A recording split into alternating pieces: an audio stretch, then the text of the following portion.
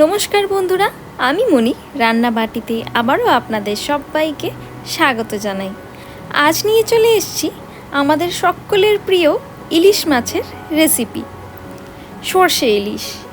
সর্ষে ইলিশ আমাদের সবারই বাড়িতে হয়, তবে কিভাবে এই রান্নাটা করলে একেবারে দোকানের মতো সিল্কি স্মুথ ও দারুণ সুন্দর একটা টেস্ট বাড়িতেই তৈরি করে নেওয়া যায়, সেটা আমি আপনাদের বলে দেব।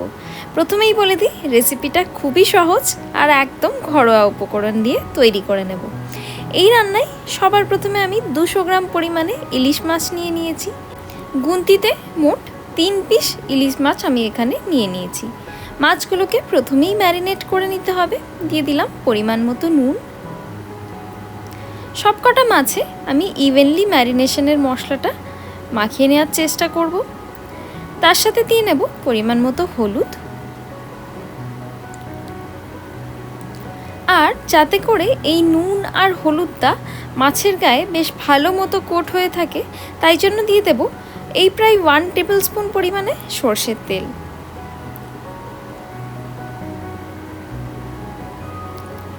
এবার এই সব কিছুকে মাছের গায়ে বেশ ভালো মতো মিক্স করে নিতে হবে।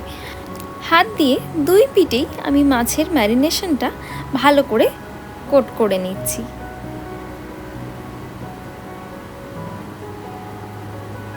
ম্যারিনেশনটা একটু ইভেনলি করে নেবার চেষ্টা করবেন। আর এই মাছগুলোকে ম্যারিনেট করে আমরা রেখে দেব প্রায় 15 মিনিটের জন্য। তবে যেহেতু ইলিশ মাছ খুবই নরম, এইগুলোকে কিন্তু খুব বেশি সময়ের জন্য ম্যারিনেট করতে একেবারেই রাখার কোনো দরকার নেই। জাস্ট 10 থেকে 15 মিনিট রাখলেই হবে। মাছটা যতক্ষণ ম্যারিনেট হচ্ছে, আমরা গ্রেভির মশলাটা তৈরি করে নেব। সবার প্রথমে নিয়ে নিয়েছি 2 চা চামচ পরিমাণে পোস্ত। তার সাথে লাগছে 2 চা চামচ পরিমাণে কালো সর্ষে। এখানে বলে রাখি, একটু বড় দানার যে সর্ষেটা হয় সেটা ব্যবহার করার চেষ্টা করবেন, তাহলে কিন্তু তেতো হবে না। তার সাথে লাগছে 2 চা চামচ পরিমাণে সাদা সর্ষে। এবার সামান্য একটু জল দিয়ে এইগুলোকে এই মিনিট 5-1 জন্য আমাদের ভিজিয়ে রাখতে হবে, যাতে করে এই সব কিছু একটু সফট হয়ে যায়। চামচ দিয়ে সব কিছুকে একটু ভালো করে মিক্স করে নিচ্ছি। এবার এরই সাথে লাগবে 2টো কাঁচা লঙ্কা আর লাগবে সামান্য একটু নুন। এবার এই সব কিছুকে আমাদের ভালো মতো একটা পেস্ট করে নিতে হবে। আপনারা চাইলে শিলেও বেটে নিতে পারেন, আবার মিক্সার গ্রাইন্ডারেও পেস্ট করতে পারেন। তবে আমি এখানে এই দুটোকে শিলে বেটে নিয়েছি। আমাদের একটা স্মুথ পেস্ট তৈরি করে নিতে হবে। পেস্ট আমি এখানে তৈরি করে নিয়েছি। এভাবে সর্ষের পেস্টে যদি কাঁচা লঙ্কা আর নুন ব্যবহার করা হয়, তাহলে কিন্তু তেতো হওয়ার সম্ভাবনা থাকে না। এবার এই পেস্টটা আমরা আরেকটু এটাকে তৈরি করে নেব। এর জন্য এতে আমি দিয়ে দিচ্ছি পরিমাণ মতো জল। প্রায় 1/2 কাপ পরিমাণে আমি এখানে জল দিয়ে নিলাম। তবে খুব বেশি জল ব্যবহার করলে কিন্তু আবার টেস্টটা বাজে হয়ে যেতে পারে। এবার জলটা দিয়ে সব কিছুকে একবার ভালো করে মিক্স করে নিতে হবে। নিশ্চয়ই দেখতে পাচ্ছেন আমি চামচ দিয়ে কিভাবে সব কিছুকে একদম ভালো করে মিক্স করে নিচ্ছি।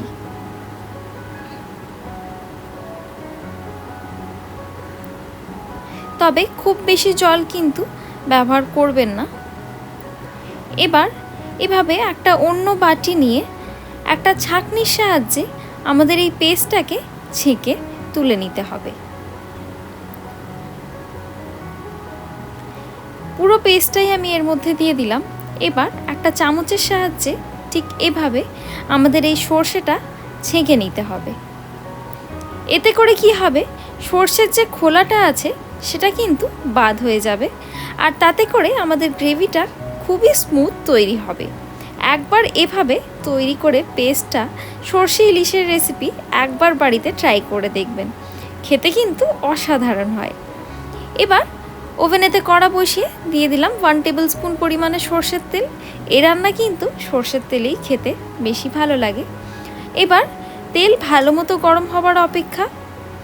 আর তেল ভালো মতো গরম হয়ে গেলে এভাবে তেলটা কড়ার চারিদিকে একটু গ্রিজ করে নিতে হবে। তারপরে এর মধ্যে দিয়ে দেব 1/4 চা চামচ পরিমাণে কালো জিরে। কালো জিরে দিলে একটা দারুণ সুন্দর ফ্লেভার আসে, তবে আপনারা চাইলে ফোড়নটা অ্যাভয়েডও করতে পারেন। এবার কালো জিরেটা দেওয়ার পর প্রায় 1 থেকে 2 মিনিট একটু নাড়াচাড়া করে নিয়ে দিয়ে দেব এই সর্ষে পোস্তর পেস্টটা। নিশ্চয়ই দেখতে পাচ্ছেন পেস্টটা কিন্তু কতটা ক্লিয়ার আর কতটা ক্রিমি আর সিল্কি স্মুথ তৈরি হয়েছে। এভাবে সব কিছুকে একটু ভালো করে নাড়াচাড়া করে নিতে হবে। এখানে এই সর্ষে পোস্তর পেস্ট কিন্তু খুব বেশি কষানোর কোনো প্রয়োজন নেই, গ্রেভি কিন্তু তেতো হবে না। গ্রেভিটা সামান্য একটু ফুটে আসলে এর মধ্যে সেই বাটি ধোয়া জলটা একটু দিয়ে দেব।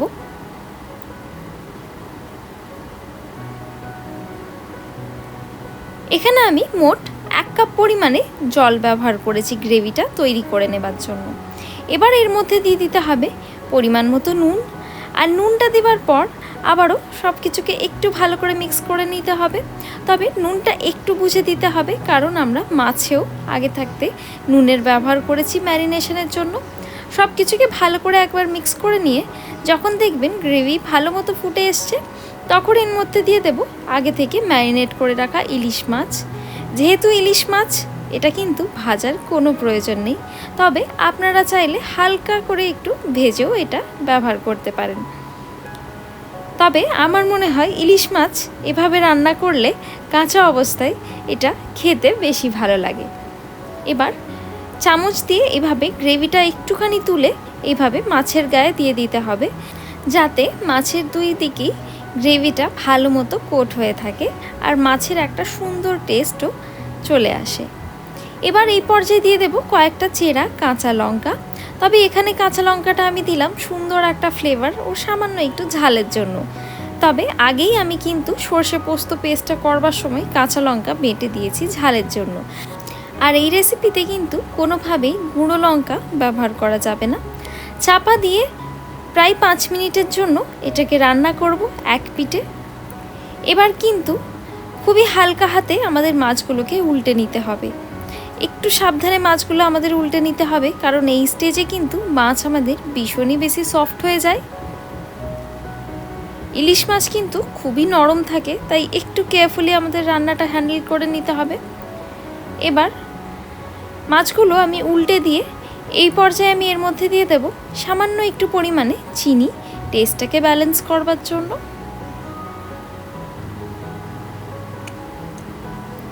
প্রায় 1/2 চা চামচ পরিমাণে আমি এখানে চিনিটা দিয়েছি। চিনিটা দেওয়ার পর আবারও এভাবে গ্রেভিটা নিয়ে মাছের গায়ে দিয়ে নেব, আর চিনিটা একটু ভালো করে মিক্স করে নেব গ্রেভির সাথে। নিশ্চয়ই দেখতে পাচ্ছেন মাছ কিন্তু আমি খুব বেশি উল্টোচ্ছি না, নাহলে কিন্তু মাছ ভেঙে যাবে। এবার এই পর্যায়ে আমি ওভেনের হিট রেখে দিয়েছি লো টু মিডিয়ামে, আর গ্রেভি ভালো মতো ফুটে আসা অবধি আমাদের একটু অপেক্ষা করতে হবে। প্রায় 5 মিনিট এভাবে কড়ার চাপা খুলে দিয়েই আমি এটাকে একটু কুক করে নেব, যাতে গ্রেভি একটুখানি থিক হয়ে যায়। আর এই পর্যায়ে ওভেনের হিট করে দিলাম অফ। 5 মিনিট পর ওপর থেকে ছড়িয়ে দিলাম সামান্য একটু সরষের তেল। আর তাহলেই কিন্তু আমাদের এই গরম গরম ইলিশ মাছ সার্ভ করবার জন্য একদম রেডি। আশা করছি আজকের এই সরষে ইলিশের রেসিপি আপনাদের ভালো লেগে থাকবে। ভালো লেগে থাকলে লাইক, শেয়ার, সাবস্ক্রাইব করবেন। দেখা হবে আবারও একটা নতুন রেসিপি নিয়ে। ততক্ষণের জন্য ধন্যবাদ। Happy cooking.